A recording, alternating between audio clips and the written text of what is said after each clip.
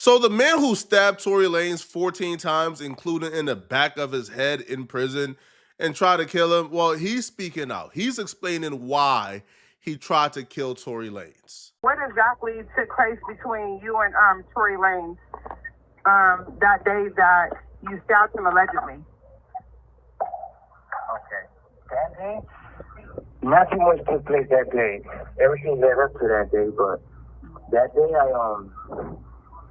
I just came out in the morning to tell him, good morning. And I told him what's up, give him a little fist bump, ask him if everything is good.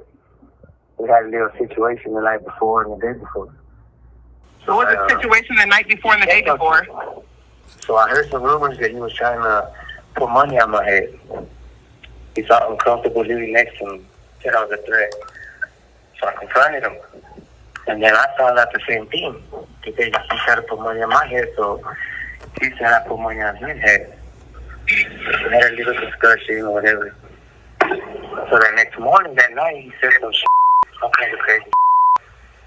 So the next morning, I came out to see if everything was good. I'm highly skeptical of anything that comes out of the mouth of a PDF. This man was arrested for killing his girlfriend, who was half his age, when he was 26 years old. However, Tory Lanez did drop that song with DDG, and these lyrics from this song could be completely unrelated to that incident. Well, the incident didn't happen yet, but it could be completely unrelated, and Tory Lanez could just be doing the thing that rappers do, which is lie in their raps. But in the song with DDG, Tory Lanez confessed that he was putting bags on people's heads in prison. Sent me to prison and all that it taught me is if it go down how to stab you. Tommies and bunkers, the knives, the thumpers, the lock and the sockets, the credit you. I call a shot on the yard, you a problem. My son out there hitting cash out shit out you. I would be dishonest if I didn't bring that up, but honestly, I don't believe a word is coming out of this dude's mouth. And the way he speaks, bro, you could tell he's super slimy, and he's somebody who's been in jail long enough to where he understands certain like vernacular and articulations that's needed in a self-defense case. So essentially, he just pleading his self-defense case that he plans on pleading to the courts. But yeah, bro, this dude is just slimy. It very well could be, bro. It's just the aura of PDFs that appears to be super slimy to me. His mom talked to him. He said, yeah, so I was going back into my cell. And when I looked back, instead of going to cell, he was walking towards my door. He stood in front of my cell, looked at his boys, made a little smirk. And when he showed me what he had and something in his pocket, I just rushed him. What do you have in his pocket? I just rushed him. What he showed me looked to me like I believed it to be a weapon at the time. Pay attention to the language here. I believed it to be a weapon at the time. And because I believed it to be a weapon at the time, it wasn't premeditation. It was me thinking this was a self-defense case. Now, he also says Tory Lanez's boys were present, right? He says Tory Lanez walked to his cell, was standing outside his cell like a Marvel character with something in his pocket, completely unprovoked, by the way. Completely unprovoked. They dabbed each other up, had no problems that day. But Tory Lanez all of a sudden has something in his pocket where he would say it was like a poker or a knife, and went to his cell and stood out the cell like a Marvel character while smirking to his boys. And smirking to his boys is an important detail because he contradicts himself later on in this call. So I rushed him, and I just snatched him. I just took advantage of him. He was weak. I just threw him all over, and I just kept slamming him and stabbing him. And Were you trying to kill him? No, not at all. I wasn't trying to kill him, ma'am. I just stabbed him 14 times, including 3 times in the head. I wasn't trying to kill him, ma'am. I was just trying to make sure he ended up in critical condition with a collapsed lung. Oh my God, bruh. But I felt like it was a weapon. I felt threatened. And when I felt like a sting in my leg, I felt like, oh, he stabbed me. So I moved back and I kept stabbing more. And I seen that he threw something. So I was like, oh, this is that. So I just kept going. After he was yelling, help, screaming, please help me. This dude must think we're stupid or something. This man said with a straight face, trying to convince us he's telling the truth, that Tory Lanez had a knife on him too, and Tory Lanez just let him rush him. Cool. Tory Lanez stabbed him in his legs, but he only felt a slight sting. Cool. Then while he's attacking Tory Lanez with a knife, Tory Lanez threw his knife away. And he thought, oh, he did have a knife on him because he just threw it away. So then he continues to stab Tory Lanez up some more, including in the back of the head. Does that make sense, bro? What man is throwing away their weapon as you are attacking him with your weapon? Cut it out, bro. Cut it out, bro. It's not even something that's plausible. This is a complete impossible scenario. I just kicked him once in like fake protection. I hit him and look at me. And then I just let him go. Like, I was just saying, like, man, you trying to kill me? What were you guys like? I know why, but why would he pick you out of all people to want to put money on your head? What was the beef exactly about?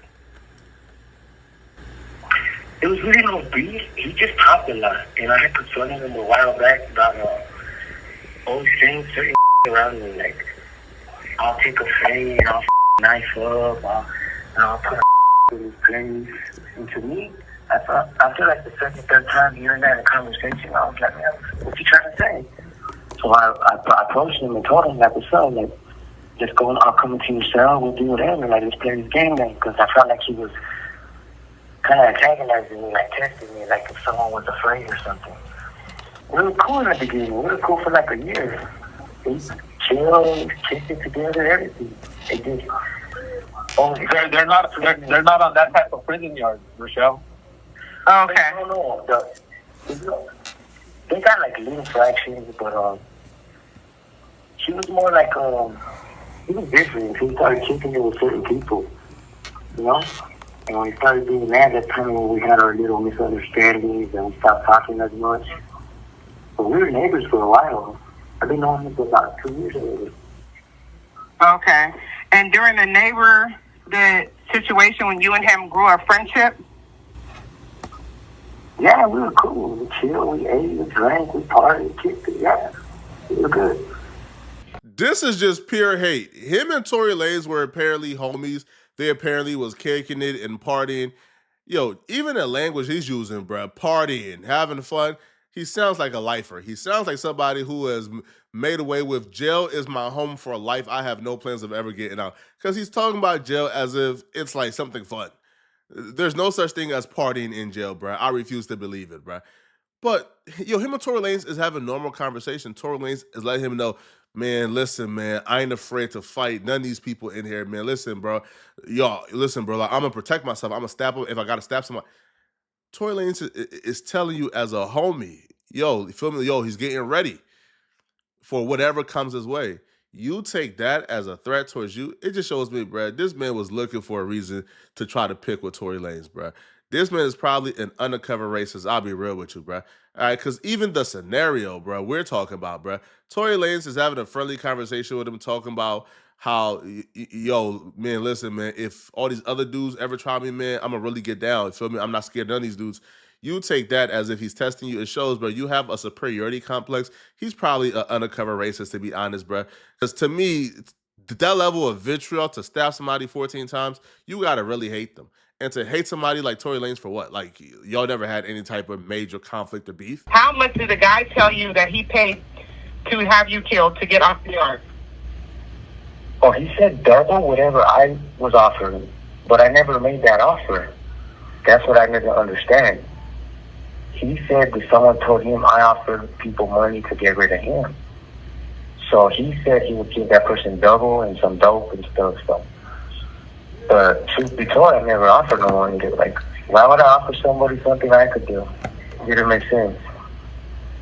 But once he yelled and made threats and I'll have you killed and, have a run up to your cell, all that comments and I felt like, all right, you're threatening my life. Like, there's nothing else to do but confront you. And that's what happened the next morning. I asked him, are we cool? He said, yeah, it's cool. And when I went to my cell, he followed me. And like I told you earlier. Do you have any regrets of stabbing him? Regrets? Oh, shit. Because you stabbed him 14 times. Yeah. I know that. I wish I could do certain things over, but at the end of the day, I felt like he threatened my life. So, I mean, I can't. So it actually felt necessary to me at the time, like the whole, in the moment, him coming to my cells, showing, grabbing me, pocket, like, nah, I felt like, nah, it's sick. So I can't say I regret taking a stand for myself. No, not at all. I mean, I feel remorseful in a sense because it really didn't have to go that far, but I mean, he made his decisions and I made mine. Did he end up having a weapon on him? I mean, obviously I got a stab mark in my leg, but that's going to the hole. I mean, they didn't find no weapons either. I don't understand that part. But okay, so no weapons were found from him, only from you. No weapon was the weapon I was using wasn't found either. There was no weapons found. Where'd it go? That's what in the video it shows me putting it on the floor. That's what they were asking me. I don't know. Nobody was around. It was just me and him on the tier.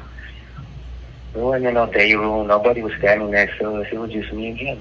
But earlier in this video, he says he rushed Tory Lanez after Tory Lanez was walking to his cell, knife in his pocket, smirking to his friends, smirking to his homies. So Tory Lanez was smirking to his homies, but not just saying nobody was nearby. So what is it? Was somebody nearby or was he smirking to his homies? And where was the quote unquote homies at? They ain't step in to defend Tory Lanez. They ain't, man, cut it out, bro. Bro, how jail works? Yo, jail is very tribal. Very tribal, bro. No blacks in that prison is watching Tory Lanez get stabbed up and they think, Tory, fend for yourself, man. Especially when you say Tory Lanez was screaming for help, help, help, help. It don't make sense at all, man. The story is inconsistent. I'm not buying it because when this story first dropped, what they say, Tory Lanez was apparently disrespecting this dude's wife at the visit. Now, all of a sudden, that story ain't true no more. Y'all done threw that story out the window now. Now, all of a sudden, it's no longer Tory Lanez was trying to shoot at this dude's wife like at the visit room. No, now Tory Lanez was Don Gordo in prison. He was putting hits on people. Man, let me know in the comment section, man. What do you guys think about this? Do y'all feel like he's telling the truth? Is he capping? Let me know. And if you're still watching, click on this video right here to find out. Kanye West reveals his plans to expose the music industry on June 15th. Click on this video right here to find out what I'm talking about. I'm out of here, folks. Peace.